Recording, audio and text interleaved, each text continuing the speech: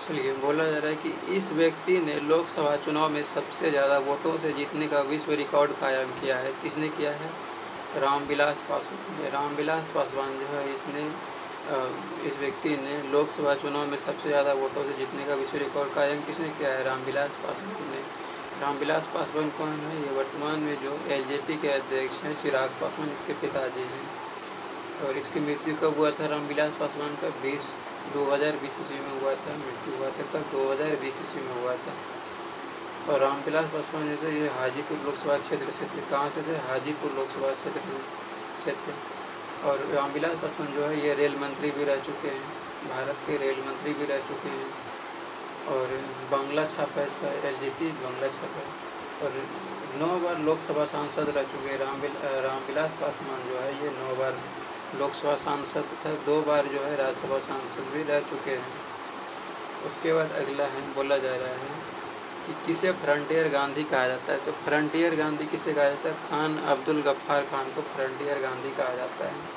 किसे फ्रंटियर गांधी कहा जाता है? खान अब्दुल गफ्फार खान को फ्रंटियर गांधी के नाम से जाना जाता है। फ्रंटियर गांधी किसे कहा जाता है? खान अब्दुल गफ्फार खान को कहा जाता है। राजश्री किसे कहा जाता है? राजश्री कहा जाता है पुरुषोत्तम दास टंडन को कहा जाता है। राजश्री किसे कहा जाता है? पुरुषोत्तम दास टंडन को कहा जाता है।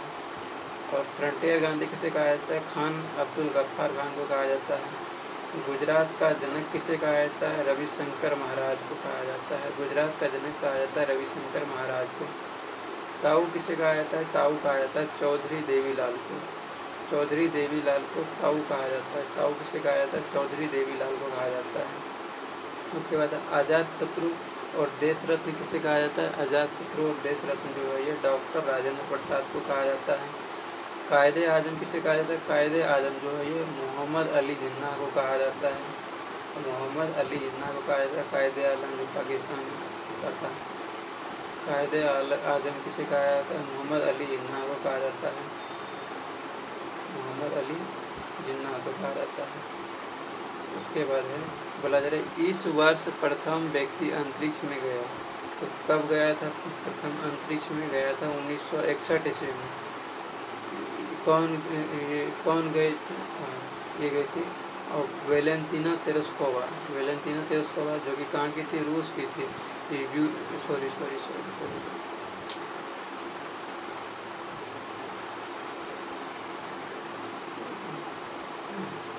यूरी गागरिन 1961 में यूरी गागरिन जो कि रूस की थी। यूरी गागरिन प्रथम व्यक्ति पूछा जाएगा तब यूरी गागरिन हो जाएगी जो 1961 है। लेकिन प्रथम महिला पूछा जाएगा तब हो जाएगा वेलेंटीना तेरेस्कोवा, ये भी रूस के ही थे।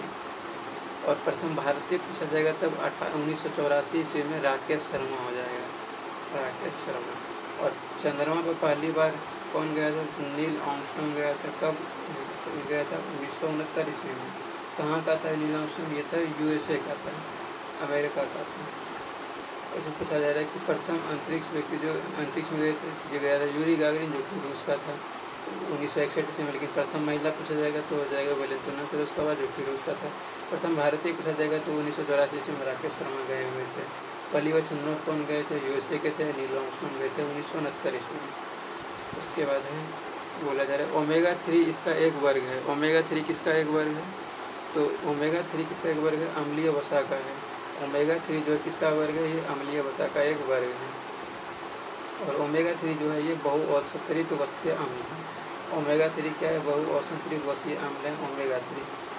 और विटामिन का खोज किसने किया था? विटामिन का खोज फंक ने किया था। फंक ने विटामिन का खोज किसने किया था? फंक ने किया था। और स्रोत जो ओमेगा 3 का स्रोत क्या है? ओमेगा 3 का जो स्रोत है ये समुद्री शैवाल एवं फाइटोप्लैंक्टन है। फाइटोप्लैंक्टन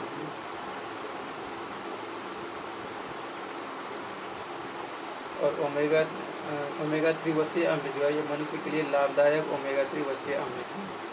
उसके बाद बोला जा रहा है कि निम्न में से कौन परमाणु संरचना के सिद्धांत से संबंधित नहीं था? तो कौन परमाणु संरचना के सिद्धांत से संबंधित नहीं था? ये क्यूरी जो है ये नहीं था। डाल्टन था, डाल्टन परमाणु मॉडल दिया था। रदरफोर्ड वाला भी था, बोहर का भी था। बोहर जो कि NH/2 दिए थे बोहर। तो ये सब थे, लेकिन क्यूरी जो है ये क्यूरी नहीं थी। तो इसमें बोला जा रहा है कि परमाणु रदरफोर्ड सिद्धांत, परमाणु का अधिकांश, रदरफोर्ड सिद्धांत कहता है कि परमाणु का अधिकांश भाग रिक्त होता है यानी खाली होता है। परमाणु का अधिकांश द्रव्यमान नाभिक में केंद्रित होता है जिसके चारों तरफ इलेक्ट्रॉन चक्कर लगाते रहते हैं। ये बताते हैं। बोहर का नियम क्या था, NH/2π, NH/2π से बोहर का नियम। उसके बाद बोला जा रहा है इस धातु के यौगिक कुछ शीशों तथा साबुन दोनों के घटक हैं। बोला जा रहा है इस धातु के यौगिक कुछ शीशों तथा साबुन दोनों के घटक हैं। कौन हो जाएगा, पोटेशियम हो जाएगा। इस धातु के यौगिक कुछ शीशों तथा साबुन दोनों के घटक हैं, तो ये हो जाएगा पोटेशियम। पोटेशियम का परमाणु संख्या की बात करते हैं, पोटेशियम का परमाणु संख्या 19 होता है। और कैल्शियम का परमाणु संख्या कितना होता है, 20 होता है। एल्युमिनियम का कितना होता है, 11 होता है। और शीशा जैसे बनता है तो सोडियम कैल्शियम सिलिकेट का बना हुआ होता है। और उच्च वसीय अम्ल का पोटेशियम लवण मुलायम साबुन बनता है। और आयरन का परमाणु संख्या कितना होता है, 26। आयरन या फिर लोहा की बात करते हैं, परमाणु संख्या 26 होता है इसका। सभी का बात करते हैं तो hydrogen 1, helium 2, lithium 3, beryllium 4, boron 5, carbon 6, nitrogen 7, oxygen 8, chlorine 9, neon 10, sodium 11, magnesium 12, aluminium 13, silicon 14, phosphorus 15, sulphur 16, chlorine 17, argon 18, potassium 19, calcium 20, scandium 21, titanium और वेनेडियम 23, क्रोमियम 24, मैग्नीज 25, लोहा 26, कोबाल्ट 27, निकेल 28, तंबाकू को प्रोवेंटी जस्ता है जिंक 30 को याद रखना है मेन करके इतना होता है। उसके बाद यहाँ पर है बोला जा रहा है कि इस तत्व का परमाणु भार मानक के रूप में लिया जाता है। तो किस तत्व का परमाणु भार मानक के रूप में लिया जाता है, तो कार्बन का परमाणु भार जो है ये मानक के रूप में लिया जाता है। उसके बाद है हाइड्रोजन के समस्थानिकों की संख्या है। तो हाइड्रोजन के समस्थानिकों की संख्या कितनी है, 3 गो है। हाइड्रोजन के 3 गो समस्थानिक है। कौन कौन सा, प्रोट्रियम, ड्यूटेरियम और ट्राइटेरियम है। प्रोट्रियम, ड्यूटेरियम, ट्राइटेरियम है। हाइड्रोजन के 3 गो समस्थानिक है, प्रोट्रियम, ड्यूटेरियम, ट्राइटेरियम। प्रोट्रियम, ड्यूटेरियम, ट्राइटेरियम है। और हाइड्रोजन का परमाणु संख्या कितना होता है, 1 होता है। और हाइड्रोजन का खोज किसने किया था, हेनरी कैवेंडिश ने किया था। हेनरी कैवेंडिश ने किया था हाइड्रोजन का खोज। उसके बाद है बोला जा रहा है पिंच ब्लेड, इसका एक अयस्क है। पिंच ब्लेड जो है एक इसका अयस्क है। पिंच ब्लेड जो है एक यूरेनियम का अयस्क है। पिंच ब्लेड जो है ये यूरेनियम का एक अयस्क है। कार्बोनेट यूरेनियम का एक कार्बोनेट है। और पिंच ब्लेड जो है ये कोरंडम फॉस्फेट है, फॉस्फेट। उसके बाद लेड यानी शीशा किससे बना होता है, गैलेना से बना होता है। जिंक जो है गैलेनाइन जिंक, इसका अयस्क लेड के शीशा का क्या हो जाएगा, अयस्क गैलेना हो जाएगा। जिंक किसका अयस्क होगा, जिंक का अयस्क हो जाएगा कैलेमाइन, जिंक प्लेट, ये सब हो जाएगा क्या, जिंक का अयस्क हो जाएगा। एल्युमिनियम का अयस्क हो जाएगा क्या, बॉक्साइड हो जाएगा, क्रायोलाइट हो जाएगा। और कॉपर यानी तांबा का अयस्क क्या हो जाएगा, क्यूपराइट हो जाएगा, कॉपर ग्लांस हो जाएगा, कॉपर पायराइट हो जाएगा। ये सब तांबा का अयस्क है। और लोहा का अयस्क क्या हो जाएगा, हेमेटाइट, मैग्नेटाइट, सिडेराइट, लिमोनाइट, ये सब क्या हो जाएगा, लोहा का हो जाएगा। हेमेटाइट, मैग्नेटाइट, सिडेराइट, लेमोनाइट, ये सब क्या हो जाएगा, आयरन यानी लोहा का अयस्क हो जाएगा। उसके बाद बोला जा रहा है कि मिश्र धातु एल्युमिनियम बनाने में उच्चतम अनुपात में उपस्थित तत्व है। तो कौन हो जाएगा, कौन सा तत्व हो जाएगा, तांबा हो जाएगा, जो कि 90% है। बोला जा रहा है निम्न धातु एल्युमिनियम बनाने में उच्चतम अनुपात में उपस्थित तत्व है, तो कौन सा हो जाएगा, तांबा हो जाएगा, जो कि 10% है। एल्युमिनियम की बात करते हैं, एल्युमिनियम जो है सिर्फ 10% है, तांबा जो है 90% है।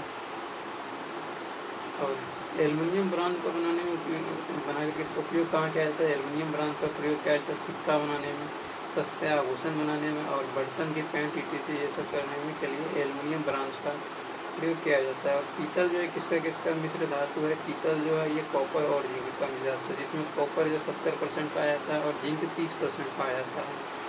और कांसा किसका मिश्र धातु है, कांसा जो है कॉपर और टीन का मिश्र धातु है। और सोल्डर की बात करते हैं, सोल्डर जो है ये सोल्डर या रंगा जो होता है टीन और लेड का होता है।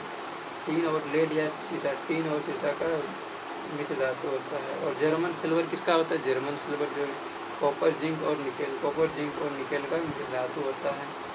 उसके बाद यहाँ पर बोला जा रहा है कि अकार्बनिक यौगिकों से संश्लेषित प्रथम कार्बनिक यौगिक था। तो अकार्बनिक यौगिकों से संश्लेषित प्रथम कार्बनिक यौगिक कौन सा था, ये था यूरिया। बोला जा रहा है और कार्बनिक यौगिकों से संश्लेषित प्रथम कार्बनिक यौगिक था, तो कौन था, यूरिया था। तो यूरिया अमोनिया क्या है NH3 हो जाएगा। यूरिया 46% नाइट्रोजन निर्माण मोलर ने क्या था और यूरिया क्या होता है NH2CO NH2CO हो जाएगा। मीथेन की क्या हो जाएगा CH4 हो जाएगा। मीथेन नाइट्रिक अम्ल हो जाएगा HNO3 हो जाएगा नाइट्रिक अम्ल। और सल्फ्यूरिक अम्ल हो जाएगा H2SO4 हो जाएगा H2SO4 हो जाएगा। और सल्फ्यूरिक अम्ल उसी को हम लोग गंधकाम्ल भी कहते हैं।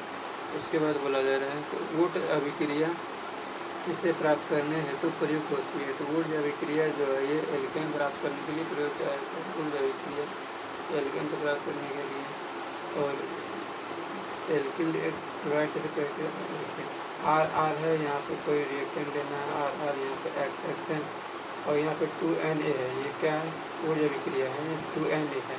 और यहाँ पर शुष्क ईथर लिया जाता है ड्राई ईथर लिया जाता है और यहाँ पे एल्केन की प्राप्ति होती है।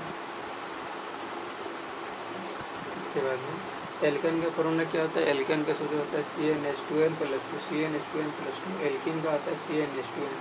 एल्काइन का क्या होता है एल्काइन का होता है CnH2n-2 CnH2n-2 होता है एल्काइन का।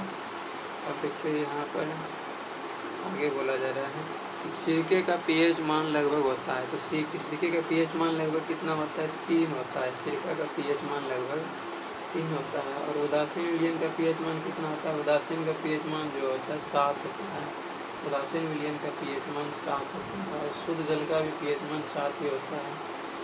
आगे बोला जा रहा है कि ग्लिसरॉल में प्राथमिक एल्कोहलिक समूहों की संख्या है। तो ग्लिसरॉल में प्राथमिक एल्कोहलिक समूहों की संख्या कितनी है 2 है।